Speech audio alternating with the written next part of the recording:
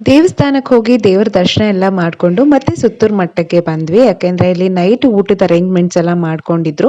ಹಾಗಾಗಿ ಊಟ ಮುಗಿಸ್ಕೊಂಡು ಲಗೇಜ್ ಎಲ್ಲ ತಗೊಂಡು ನಮ್ಮ ರೂಮ್ಸ್‌ಗೆ ಶಿಫ್ಟ್ ಆಗೋಣ ಅಂತ ಹೇಳ್ಬಿಟ್ಟು ಬಂದ್ವಿ. ಊಟ ಎಲ್ಲ ಮುಗಿಸ್ಕೊಂಡು ರೂಮ್ ಹತ್ರ ಬಂದ್ವಿ. ನಾವು ಸ್ಟೇ ಆಗಿದ್ದು ಲಾಡ್ಜ್ ನೇಮು ಮರ್ತೋಗ್ಬಿಟ್ಟಿದೆ. ನಾವು ಸ್ಟೇ ಆಗಿದ್ದು ರೂಮ್ ಇದೇನೆ.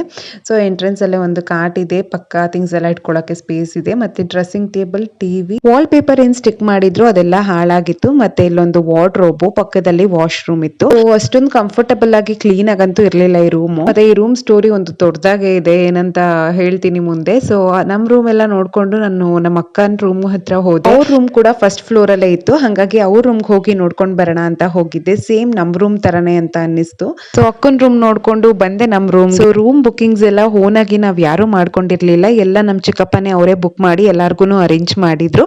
ಮತ್ತೆ ನಮ್ಗೆ ಅಂತ ಬುಕ್ ಮಾಡಿದ್ದು ಲಾಡ್ಜ್ ಯಾವ್ದು ಅಂದ್ರೆ ನಂಜನಗೂಡು ಪ್ಲಾಜಾ ಅಂತ. ಫಸ್ಟೇನೆ ಡಿನ್ನರ್ ಆಗಕ್ಕಿಂತ ಮುಂಚೆ ನಾನು ರೂಮ್ ನೋಡ್ಕೊಂಡ್ ಬರ್ತೀನಿ ಅಂತ ಹೇಳ್ಬಿಟ್ಟು ಕೀ ಇಸ್ಕೊಂಡ್ ಕೃಷ್ಣ ಹೋದ್ರು. ಆಮೇಲೆ ಬಂದ ಮೇಲೆ ರೂಮ್ ಎಲ್ಲ ನೋಡ್ಕೊಂಡು 2 ಕಿಲೋಮೀಟರ್ ಆಗುತ್ತೆ ಇಲ್ಲಿಂದ, ಸ್ವಲ್ಪ ದೂರ ಆಗುತ್ತೆ ಅಂತ ಅಂದ್ರು. ಸೊ ಹಂಗಾಗಿ ನಿಯರ್ ಇರೋ ಲಾಡ್ಜ್ ಕೂಡ ಕೆಲವೊಂದು ರೂಮ್ಸ್ ಎಲ್ಲ ಬುಕ್ ಮಾಡಿದ್ರು.